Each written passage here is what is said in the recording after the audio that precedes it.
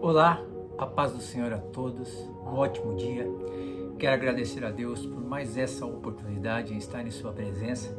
Hoje, dia 18 de outubro de 2025, e Deus tem uma palavra para a sua vida nesse dia. Iniciamos ontem uma série de vídeos onde estamos meditando na carta de Paulo aos Tessalonicenses e que tem ricas e preciosas lições para a nossa vida. Uma vida santa até a volta de Cristo.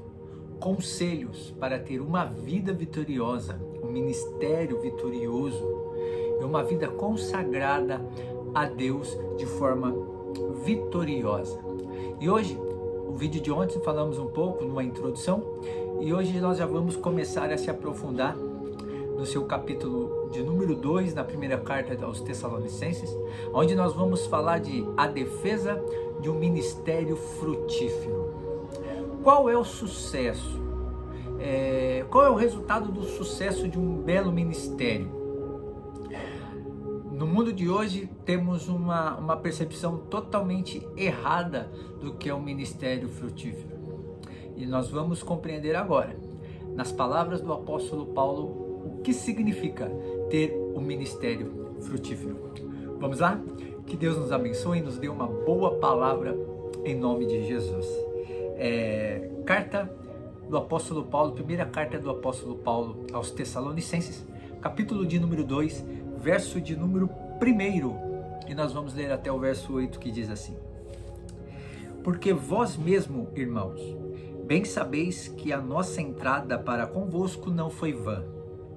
Mas havendo primeiro padecido e sido agravados em Filipos, como sabeis, tornamo-nos ousados em nosso Deus, para vos falar o Evangelho de Deus com grande combate. Porque a nossa exortação não foi com engano, nem com imundícia, nem com fraudulência, mas como fomos aprovados de Deus, para que o Evangelho nos fosse confiado.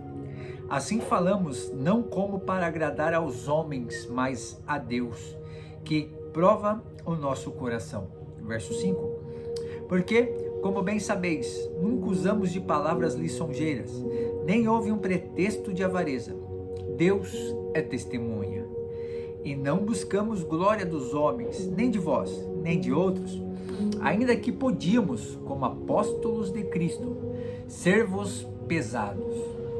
Antes fomos brandos entre vós, como a ama que cria seus filhos. 8. Assim nós, sendo-vos tão afeiçoados de boa vontade, quiséramos comunicar-vos, não somente o Evangelho de Deus, mas ainda a nossa própria alma, porquanto nós éreis muitos queridos. Palavra poderosa do apóstolo Paulo, a qual ele vai dar certificado do seu ministério, do seu chamado. Paulo exerceu seu ministério entre Tessalonicenses. Como? Esses versículos nos retratam como Paulo exerceu seu ministério à igreja de Tessalônica. No capítulo de número 2, verso 10 de 1 Tessalonicenses, Paulo diz: Vós e Deus sois testemunhas de quão santa, justa e irrepreensivelmente nós ouvemos para convosco os que crestes. O legítimo obreiro de Cristo vive o que prega e prega o que vive, de tal forma que a igreja logo percebe a sua integridade ministerial. O sucesso de um obreiro, o sucesso daquele que foi escolhido e chamado por Deus, não está em suas palavras e seus conhecimentos.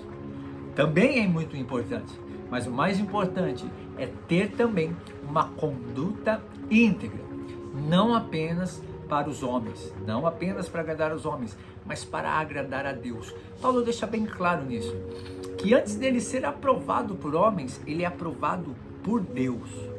Paulo relembra os cristãos de Tessalonicenses que a presença dele entre os irmãos não foi infrutífera. Pelo contrário, os ultrajes e maus tratos que sofreu tanto em Filipos quanto em Tessalonicenses contribuíram para que o evangelho fosse anunciado com mais ousadia. O maltrato que ele sofreu em Filipe, em Tessalônica, contribuiu para que o evangelho fosse anunciado com mais ousadia. Ele não recuou, muito pelo contrário. Isso foi um combustível para o apóstolo Paulo continuar, prosseguir no seu chamado. Porém, sua intrepidez e persuasão não deveriam ser confundidos com as técnicas dos retóricos gregos ou com os artifícios fraudulentos dos oradores itinerantes, os sofistas, que pregam para si, que pregam o eu. E a pregação do evangelho não é o eu, é ele, é o nosso Deus. Esses eram gananciosos e tinham por objetivo extorquir dinheiro da comunidade. Rapaz, olha só, a Bíblia, Paulo fala muitos e muitos anos atrás desse problema e não é diferente nos dias de hoje. Pessoas avarentas e gananciosas querendo extorquir dinheiro das igrejas, dos irmãos.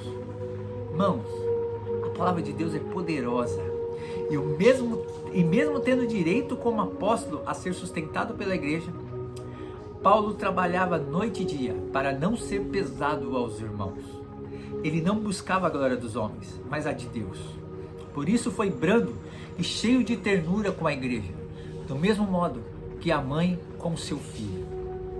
Paulo defende-se agora dos ataques do diabo contra ele e seus companheiros de missão. É provável que alguns dos irmãos, alcançados pelo evangelho, tenham até acreditado nas insinuações malévolas contra os homens de Deus. A murmuração tem sido uma arma perigosa que age como um vírus, espalhando seu veneno em volta, às vezes de modo imperceptível. Que o Senhor nos ensine a não sermos contaminados pelos efeitos da murmuração. O ministério de Paulo foi frutífero e aprovado, não por homens, mas por Deus. Em Tessalônica, mesmo tendo passado menos de um mês na igreja de Tessalônica, deixou uma igreja bem doutrinada através do ensino e da exortação sadia e do seu modo de viver. O adversário levantou murmuradores para acusar o apóstolo e seus companheiros, porém não tiveram êxito, pois a palavra da verdade suplantou os argumentos da mentira e da calúnia. Que maravilhosa experiência e exemplo do apóstolo Paulo. Todos querem, a glória, o último estágio dos homens e mulheres de Deus. Por exemplo, toda a restituição dobrada de Jó, quer a glória e a coroa que Davi teve, quer a nobreza de Salomão, quer uma pregação, um evangelho, uma vida ministerial com sucesso, como do apóstolo Pedro, que na sua primeira pregação 3.000 homens, depois 5.000 homens, mas ninguém quer passar pelo que eles passaram. Paulo deixa bem claro em Tessalônica que ele sofreu em Filipos. Ele foi apedrejado, açoitado, ele foi caluniado pelo diabo. O diabo apontou, o diabo jogou confete na vida do apóstolo Paulo, dizendo: esse homem prega com ousadia. E Paulo, com discernimento, não deixou aquilo entrar no seu coração, diferente dos dias de hoje. Você que tem um chamado, você que é obreiro, você que compreende, e você que está sendo recrutado no exército de Cristo nesse momento, entenda: o verdadeiro evangelho frutífero não vive apenas de sucesso, mas também de provações, de tempestades, de lutas e batalhas. E o sucesso disso tudo é depois que nós passamos por tudo isso, não sozinhos. O grande sucesso de Davi poucas pessoas compreendem. Dão muita glória para Davi depois que ele derrotou Golias. Mas ele deixou bem claro que a glória não era dele. Ele foi enfrentar Golias em nome do Senhor dos Exércitos. Não é no nome do Davi, é no nome do Senhor dos Exércitos. É Ele que tem todo o poder.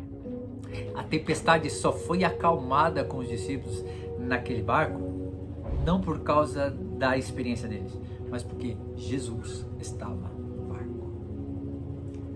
Entenda que o evangelho, que o sucesso do nosso ministério não seja para agradar os homens, mas para agradar a Deus, e tendo sendo aprovado por Deus. Vamos orar. Pai, em nome de Jesus te louvo e te agradeço. Senhor, nos livra de todas as armadilhas do diabo. Senhor, infelizmente ele tem cegado o coração e a mente de muitos, Pai. Senhor, meu Pai, hoje muitos estão, Senhor, entrando no Evangelho, não de coração aberto ou fazer a Tua vontade, mas sim a Sua vontade.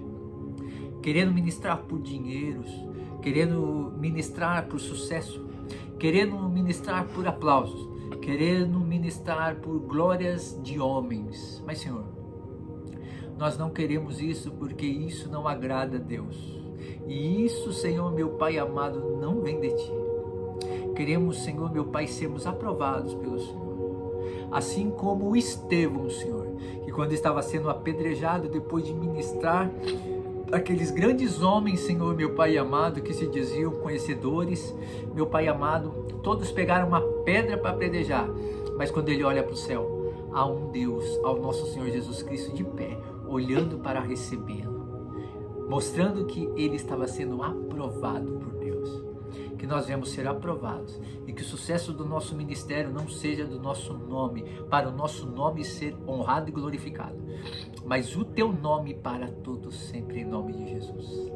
Que Deus abençoe a sua vida, a sua casa, a sua família e seu ministério, em nome de Jesus.